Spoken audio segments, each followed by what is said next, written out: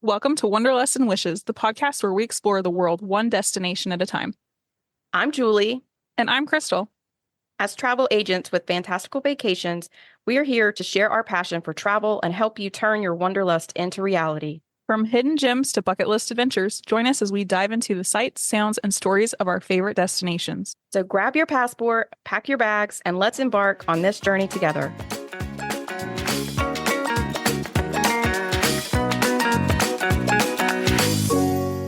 Hi, everybody. Welcome to episode 24 of Wanderlust and Wishes. Today, we are going to cover all of your cruise questions, everything you need to know about what you need to be prepared and all of those fun things when you decide you want to go on a cruise. We don't have any news today, so let's just jump right in. Coming up with this episode, it makes me like I need to go on a cruise, like right now. Right, right. It's starting to get cold, and with the time change, and it was dark so early, it's like I need to go sit on a beach. Yeah, for sure. And, we've talked about in previous episodes that it's such a trending travel option because it's basically all inclusive with most of everything everything's there for you. And you pay for it. You have all your food, you have all your, most of your activities. Obviously you have excursions and things like that, but it's just kind of a, just complete package whenever it comes to planning your vacation. And how exciting to wake up in a different country every single morning, and you only have to unpack once. So you can't beat that. All right. So we kind of put these questions into some categories. So our first category is choosing a cruise. The first one is, which cruise line is best for me? This is going to vary for everyone, depending on your age, where you want to go, the different itineraries, the activities you want, your budget.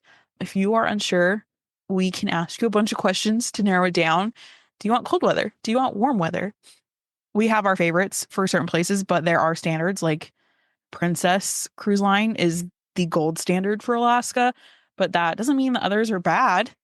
I was talking to a grandma the other day. She was telling me that she wanted to take her kids to Disney, but her husband really wanted to do an Alaskan cruise. And I think I blew her mind when I said you can do Disney Alaskan cruise. And like, why not? Yeah, best of both worlds, or best of both of the things that they wanted to do. It was a perfect match. Another option for if you're looking for adult only cruises, Virgin Cruise Line is adult only. So that's also an option. So if you're looking for something like that. And then obviously the opposite is, are you looking for something that is for multi-generations or for your family, that kind of thing? We can definitely find the best option for you.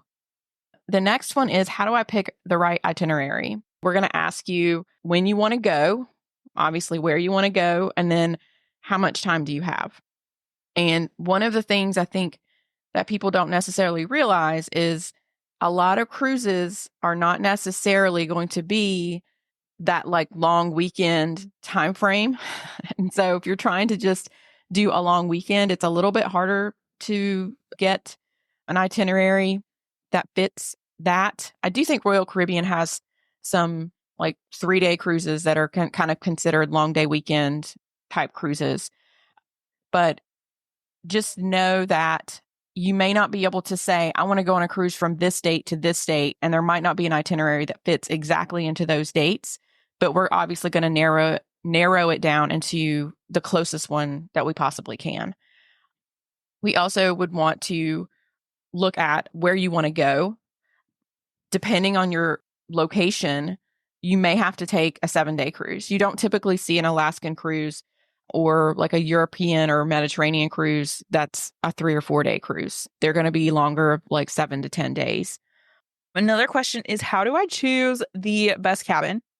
And most ships have at least 4 types. They have like an inside stateroom, which doesn't have any windows, or an ocean view that will have like a porthole window, and then a balcony that usually has like an open door and you can go sit on the balcony.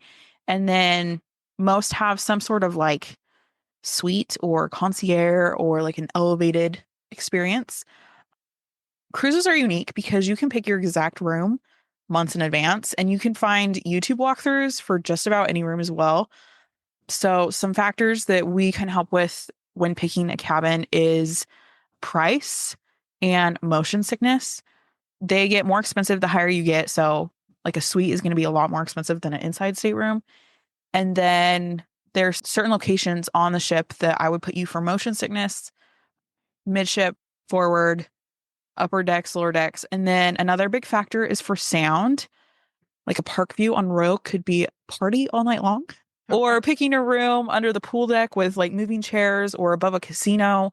Just some things to keep in mind. And we have deck plans of all these ships, so we can help narrow down the most perfect location for you. Yeah, and I think the thing is too, with if depending on how many people you're traveling with, just because you pick a suite, I know it sounds counterintuitive, but a suite doesn't necessarily mean that you're going to get more than 4 people in the room. Sometimes it does. So those are the things that, we'll definitely help you with. For those of us that are maybe a little claustrophobic, but we're on a budget, there are some cruise lines that have on the inside rooms, they have a virtual portal. So they still feel like you can see outside or you can see, the ocean, and doesn't feel quite as small. Another one of the things that some of the balcony rooms have, depending on the cruise line, some of them have so that you can completely like fold back the doors that go out to the balcony, and it's literally adds square footage to your room.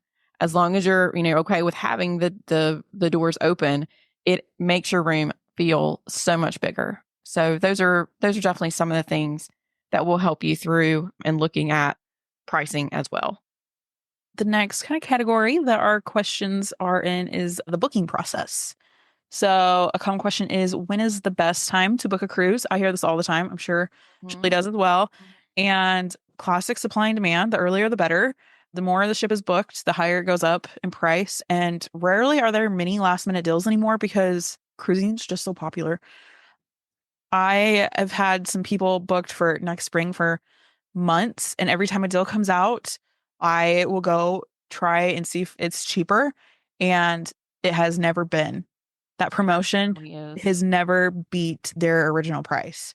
If it was, I could retroactively add it, but yeah, we definitely look for them because there's so many different, like especially with Royal Caribbean, they have so many ships, they have so many itineraries that you'll see something come out and it's like, oh, kids sail free, and then you go look and it actually applies to like three itineraries out of like 100, and so we're able to go in and make sure that whatever itinerary you have, that it still applies.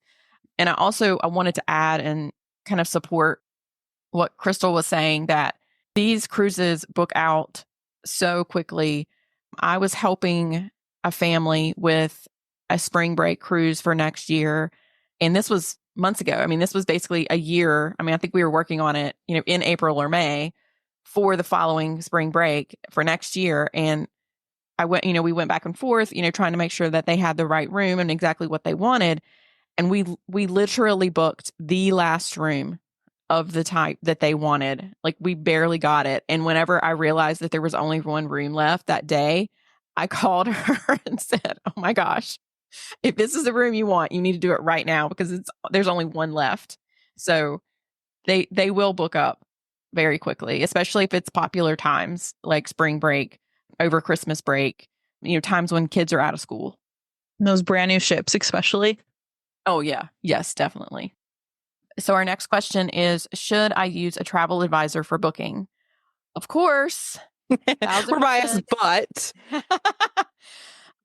we have booked, tons of cruises, and we know we've done all of the training for each of the different brands. We know what brands are better at certain things and that will meet your needs, so that you don't have to go out to all these different cruise lines and look for whatever it is that you're looking for. It can be overwhelming, especially with, I was mentioning with Royal Caribbean, especially, and some of the larger, cruise lines, they have all these different types of rooms, which is great, but it also is overwhelming. And sometimes you don't know what you don't know, and you don't know which one is the right one for you. And then, as Krystle was mentioning, we can monitor the deals and promotions. And if something comes up that is better than what you have, we're going to apply it for you automatically. We're going to let you know, hey, this promotion came out and it saved you, a couple $100 or, whatever it is. They're also, constantly updating things, amongst the different cruise lines. And it, it helps to have someone in your corner that gets these updates directly from the cruise lines and gets the training on that specific cruise line so that we can help you through that. I have my Royal Caribbean deck plan right here, and I I opened it up really quickly to the Quantum of the Seas, which is it's not one of their newest ships, but there are 47 room categories. Yeah, it's nuts. So to figure out what the differences are and what is best for your family, and the Icon I think has twice as many, like the brand new one. So Mhm. it helps just to have someone in your corner. Next question, what extras should I consider when booking? Every cruise line offers slightly different packages, but you can get drink packages, dining packages, excursions, Wi-Fi. And I would say, how do you like to vacation? When we talk about Disney, I joke with Julie because she likes to do the sit down meals, and our family's more quick service. And we also like to drink soda over alcohol. So maybe I would get the soda package, but maybe I'm not going to get a dining package. Maybe Julie would get a dining package because that's how she likes to vacation. So it's going to depend on just basically how you like to vacation. And some of them you can, like Princess has some of those things automatically included in their different tiers. They have different tiers of cruise packages, and those things are automatically included. So you don't have to necessarily go back and add a package later, but it is something that you would want to consider when you're booking, if those are things that you want to have included. Is it better to book excursions through the cruise line or independently? We're always going to recommend going through the cruise line. It's typically going to be the safest option whenever you are, let's say that the excursion runs late and you're stressed out about getting back to the ship. The ship's not going to leave you if it's booked through the cruise line. If you book something that's, through a third party that, they don't have necessarily knowledge of, they're not going to know to wait on you. And the one exception could potentially be if there's an age restriction and you just really, really, really want to do something, and for whatever reason, the cruise line says your excursion minimum age is, 5 or 6. But if you look through a third party or book it directly with the excursion company, they may have a different age range where it starts at maybe 3 or 4. But for the most part, we're going to recommend that you go through the cruise line. Our next category is preparing for your cruise. So, what's the best way to pack for a cruise is a question I get often. We both send our clients cruise specific items to pack, but also just being mindful of where you're going. If you're going to the Caribbean, you'll probably pack pretty light, like beach vacation, mostly swim, summer things. But if you're going to Europe, you're going to want some nicer touristy outfits because you're probably doing tours of museums that you can't show up in a swimsuit and flip flops. That would be weird. All right. Alaska, you'll probably want your coats and gloves, maybe some binoculars to see animals. Most lines will also have a formal night, so men will need a collared shirt, women might need a dress or a dressy blouse. Some don't allow shorts or sandals in the fine dining establishments. So it just kind of depends on the cruise line. Yeah, that's something we would definitely make sure that you're aware of what that dress code is for that specific cruise line so that you're not caught in a situation where you're not able to do the dining for the formal night. And then we always suggest that you pack a bag with like your staples, your medication to have with you as you board, because sometimes you don't see your luggage. for a couple hours later until by the time you drop it off with the porter until it gets to your room. So you don't want to be stuck at the pool deck with no swimsuit and you have a couple hours to swim. Right. And just to like kind of play around. Okay. This is one that we definitely get all the time. And really, anytime I've ever booked a cruise, everyone's always concerned about what documentation is required to go on a cruise. I'm never going to not recommend a passport. Passport's always going to be better, even for kids, even though you can typically get away with the certified copy of the birth certificate for children under 18. You can never go wrong with a passport. The one thing you do need to make sure is that your passport is not going to expire within the next 6 months, because then it's not valid for the cruise. Most cruise lines are going to allow you to check in 45 to 60 days before. And I think there actually are some of the Disney ones 90. Yeah. Before you leave. And it allows you to upload documentation for your entire travel party so that you're basically kind of all set to go whenever you get to check in at the cruise itself. And there are always some special circumstances. There's some things called like closed loop and open loop cruises that just because your friend went on a cruise and a birth certificate was okay for them, if you start in Galveston and end in Port Canaveral, you cannot, under any circumstances, board with a birth certificate. It has to be a passport.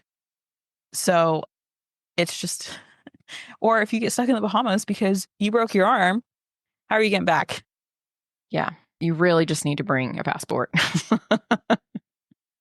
Next, how early should I arrive before the cruise departs? Once you check in, which we just talked about the whole check-in process, you will receive a port arrival time. So I'd be there about 30-ish minutes before that, because they're not going to let you on before your port arrival time. Yeah. But we always, always, always, always suggest getting into town the day before to account for any airline delays, any storm delays. You need that cushion. Can I bring my own drinks or snacks on board? So this is like kind of a yes, but answer. There are packaged snacks are fine, but you typically can't bring fresh fruit or baked goods. So anything that's not, already packaged or prepackaged. Drinks, yes, as long as they fit the rules of that particular cruise line, like a 6-pack. You can usually bring wine on board. You just Isn't have it to. only like 1 or 2 bottles per stop? It's not like they're very specific about what the measurements are. Yes. And those specific rules will be included in any information that we're going to send you. Each cruise line is a little bit different, and that's important to make sure that you're not bringing something on board that's going to get thrown away and not allowed. All right. What is included in my cruise fare? Just about everything. Most meals, your entertainment, your activities, some drinks. It's going to vary just a little bit by each cruise line. Like Disney, all your soda is included, which that would save me a couple $100 right there. And there are a couple of like fine dining establishments on board, like the kids care. Most of it is included, but there's some instances where if you have like a 6-month-old, you're gonna have to pay for the child care. Yeah. So basically everything, but And like spa care, like if you do spa treatments and things like that, that's going to be extra. But I think most people kind of expect that, if you're going to do something that's above and beyond, it's going to be extra. There are things like with Royal Caribbean, if you do a perfect day at Coco Cay, you do have to pay for the water park and like some of the different things on the island. Although I don't think it's that I remember, it's not crazy expensive. And a lot of times there's specials where you can purchase, that's basically like an excursion that you purchase before you go, or you can purchase it on the ship, but it's typically less expensive to do it beforehand. But like things like that are not going to be included. Are cruises family friendly? Absolutely. It is going to be dependent on the cruise line as to how family friendly it's going to be. Obviously, going on a Disney cruise, it's going to be a little bit more family friendly than going on like Celebrity or even, Princess or something like that. Although, really, unless it's an adult only cruise lines, they're going to have things for your children. They're going to have kids clubs, family activities, and then typically there are always going to be adult only spaces on the ships, but they're all going to have something for you. If I'm going to recommend something that's family friendly, I'm going to recommend Disney or Royal Caribbean. Like they're probably the most family friendly. But that doesn't mean that you can't go on one of the other cruise lines and have a very good time as a family. Another question is, how does tipping work on a cruise? I always suggest prepaying your gratuities. They're typically cheaper and you'll pay a certain amount per day. And this is split up between room attendants, your serving staff, and just those handful of people that you see and get to know every single day. Just kind of take care of them. You can do that on board, but like I said, it's typically more They're expensive. going to charge you anyway. So don't Yes. think that if you're if you're not prepaying that you're just like not you're skipping out on it, or you can pay what you want. They're going to charge you an automatic amount. I know most people who cruise end up tipping their staff cash at the end because they've gone above and beyond. Yeah. And then also have like some cash with you for your bartenders, for your porters. Just be generous in your tipping. Yes. Yes. This is, these people that work on the cruise ships. It's their livelihood, so it means a lot to them for you to give them a little extra for sure. Okay. And these are some extra kind of miscellaneous questions that we received. What are the top destinations for first-time cruisers? So the big ones that I've received are Caribbean and Alaska. Those are the Yeah. two Yeah. that I get the most often whenever I'm getting requests. I think you probably throw in maybe like Mediterranean and Hawaii. Those are really great as well. I think because those require some extra travel that Alaska and the Caribbean do not. It's just a longer flight, or, the situation is just a little bit different. And so I think that's typically why Caribbean and Alaska are a little bit more popular, because it's easier to get to those ports and they're just more convenient. Yeah. You could definitely cruise basically all over the world, but I wouldn't send a first time cruiser on a 15-day Panama Canal. No, that would not be good. Yeah, that's a good point. I think if it's your very first cruise, it's probably better to do like a 4-day cruise or something, just to make sure that you're okay, that it's something that you like. Doing anything more than that, you could be stuck on a cruise that for 7 to 10 or 15 or whatever days, and you may not like it. I mean, I think that's very rare to not like it, but I would want to make sure that you feel comfortable before going on a longer cruise. That does bring up another good point, that when people are looking at like these 3-day Royal Caribbean cruises, I always kind of like hesitate, because if you don't get on the ship until noon and you don't push off until 8 p.m., Mm-hmm. then you have that night, then you have a perfect day at Coco Cay Mm-hmm. And then and a you go back. night. And then you go back and you're off the ship by 7 a.m. You're not even on the ship for 70 hours. Yeah. So is that worth your flight money? Is that worth the cost of the cruise? Maybe try for a 5-day. Yeah. Yeah. At least 4. Yes, at least 4. We did talk a little bit about this, the what's included versus what's extra. Usually the specialty dining, drink packages, Wi-Fi, excursions, those types of things, those are going to be extra, and like spa treatments. But for the most part, everything else is going to be included with the fare. Is there Wi-Fi on board, and how good is it? Will I be able to stream or work remotely? Do you really want to be working on vacation?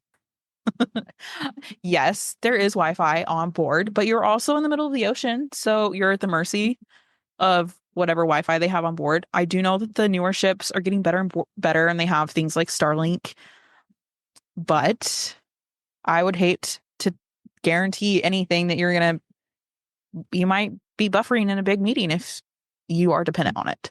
Yeah. Yeah, we're definitely not going to plan to record a podcast or anything like that when we're on a cruise because I would not depend on anything that takes significant internet. They do have different levels, so you're not, but some of them are like texting and opening an email. Oh, seasickness. It's ironic that you got this one. It is. It is. What's the deal?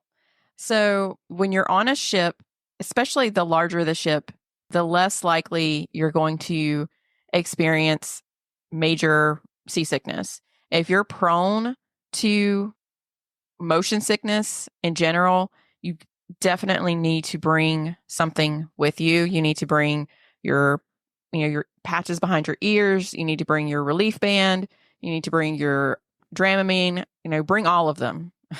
Because if you do happen to experience seasickness on the ship, you're going to be there for several days, and you definitely need to make sure that you have your things with you. They have things on the ship, but as if you're someone that suffers from seasickness, it definitely is better to go ahead and have it on before you get into the situation where you may experience seasickness. So you don't want to already be sick and then be taking the medication. It's better to go ahead and have it. But the ships are so large, it's not like being out, on a smaller boat, out in the middle of the ocean. It's huge and it doesn't feel the motion as much. And a bunch of them have stabilizers now, so you're not rocking as much. My biggest thing is when I could see the horizon doing like this major tilt whirl. Yeah. That's when I would get sick. And obviously anybody that ever mentions that they experience seasickness, I'm going to recommend that they have a balcony so that they're able to like feel like they're also not kind of confined. That always helps me get that fresh air flowing. Yeah. It's not good to be inside when you feel sick. Like it makes it worse. How formal are formal nights on cruises? Do I need to bring a fancy outfit? This is just a fun excuse to get dressed up. But some cruise lines are more strict than others. Disney is very chill. They don't really have like a dedicated fancy night. Princess does. So it kind of just depends where you're at, what you're doing. Like European, they're going to have more fancy than Caribbean. Right. But like even Disney, like when you're in the Mediterranean. So it differs. Again, those are things that we will make sure that you're aware of so that you're not going onto the ship feeling unprepared and that you feel like you're underdressed for formal night. Okay, so I'm a bit of a foodie. What's the best way to get the most out of dining options on board? This is definitely going to be an instance where you want to try the fine dining experiences. Every cruise line has the kind of elevated dining experiences. You can do a chef's table. Sometimes they have specific dining packages that are for this type of thing. Like it's not just that you're doing the fine dining, but they have a specific where they do like local cuisine and bring that in. I'm pretty sure they do that on Princess. They have Yes, on all of them, especially like Alaska, they'll bring freshly caught fish on board and you can watch them prepare it and learn why they're doing the pairing that they're doing. And it's like, really, can you imagine really doing cool. that in like Spain or South America? Right. Like bring on the local fruits and vegetables and that would be an awesome experience for sure. Next, is it true that drinks are included? Should I get a drink package and how much does it really save? Like we talked about earlier, it's kind of just dependent on how you vacation. If you're someone that might just have one drink with dinner, it might not be worth the package price. Am I buying a soda package? Absolutely, because I'm going to drink Diet Coke all day long. but it just kind of depends on you. Right. And then also that, like you were saying, with Disney, you don't have to buy a soda package. It's already included. But that's not typical. Most other cruise lines, you do have to buy the soda package. What happens if my flight is delayed and I miss the ship's departure? Well, it's very unfortunate for you because they're not going to wait on you. This is why we always suggest getting in the night before, because if there's any flight delays, we don't have any control over that. It's super important to make sure you're getting in the night before. I would even say that, if you're driving, because you just don't ever know. It's better to be there and know that you're like 10 minutes from the port and from check-in, and then you don't have to worry about being late for any reason. Are cruise cabins as small as people say? How can I make the most of the space? Typically, your higher room categories will give you more space, or maybe opt for two connecting rooms instead of cramming into one. But most of them are smaller than like your standard hotel room. Yeah. But most people I know don't spend a lot of time in their room while they're cruising. Mm-hmm. So again, it's kind of like dependent on you situation. If you want to sit on your balcony and be there all day long, let's opt for a bigger room because you're spending the time. But if you are someone who's gonna be at the pool and doing shows and just be there to sleep, you probably don't need that big of a room. And that kind of flows right into the next question. I have a family of 5. Do I have to buy 2 rooms? Well, I would say it depends on the cruise line, but for the most part, no. Disney and Royal Caribbean both have rooms that fit 5, and it's really helpful for families of 5 to be able to do that. But then you also have ships.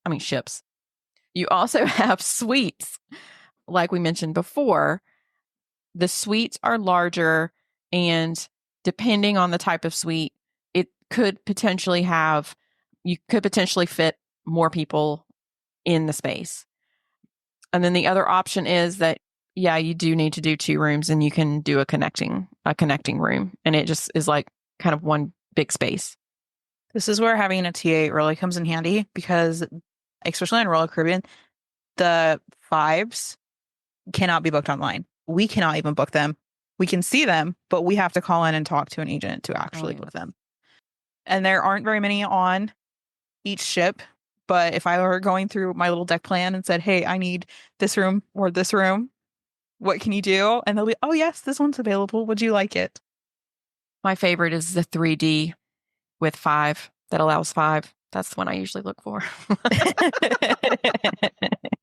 That's the room category that I try to find. I feel like I have a lot of luck with that one. Safety wise, we did get some questions on that. Safety is going to be obviously a huge priority for the cruise industry. They have safety standards that they have to follow. They go through rigorous inspections. They have strict safety protocols. Their crew members are trained on emergency situations. It's very similar, really, with the airlines. They have to have these things as part of boarding and bringing people on the ship. Every cruise line is going to start off with a safety drill to make sure that everyone knows what the steps are in case of emergency. Obviously, they also have medical facilities on board so that if you happen to get sick, hopefully that doesn't happen. But if you do, or if you have an incident, there's going to be medical care for you. And then the last question, and it's one I get continuously, is about the safety of kids on a cruise, risk of falling overboard.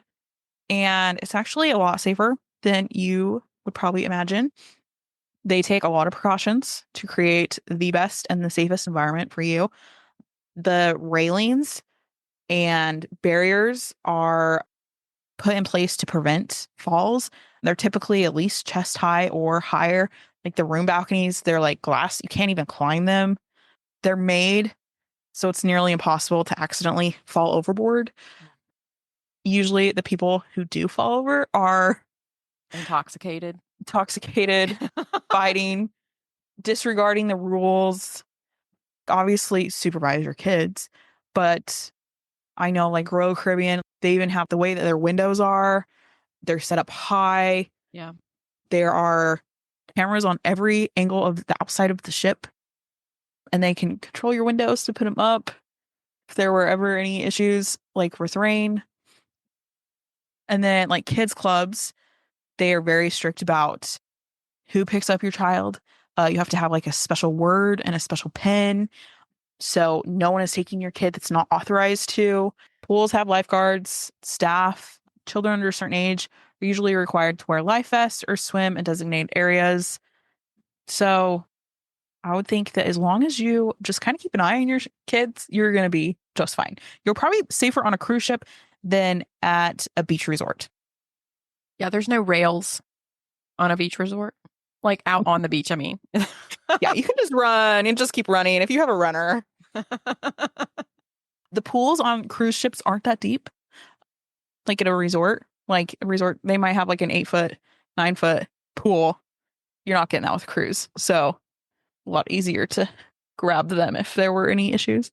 Yeah. I mean, I think that also is just probably partially safety and partially just design, that the space that they need to make them that big, Could you imagine? to make them that deep. It would be more difficult to have like a super deep pool and design everything around that. If you would like to cruise, we do offer up to $1,000 onboard credit for Disney Cruise Line. There are some good promos out there. We can get onboard credit for other cruise lines. Shoot us an email. It's in the show notes. We'd love to get you on a cruise. So We might I just guess go with you because we want to go on a cruise too. for real. We're both trying to get on one sometime soon. If you are thinking of a cruise, definitely want to make sure that you reach out sooner than later to get the best price, as we talked about. It really does make a big difference, and you can save hundreds of dollars just by booking it a few months earlier instead of waiting until right before you want to go. Thank you so much for listening this week. We look forward to talking it again with you next week. Bye.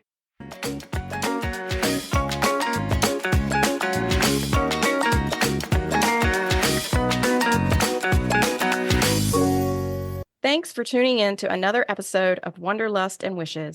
If you enjoyed today's episode, don't forget to subscribe and leave us a review on your favorite podcast platform. And remember, the world is full of wonders waiting to be explored. Until next time, happy travels. Bye for now.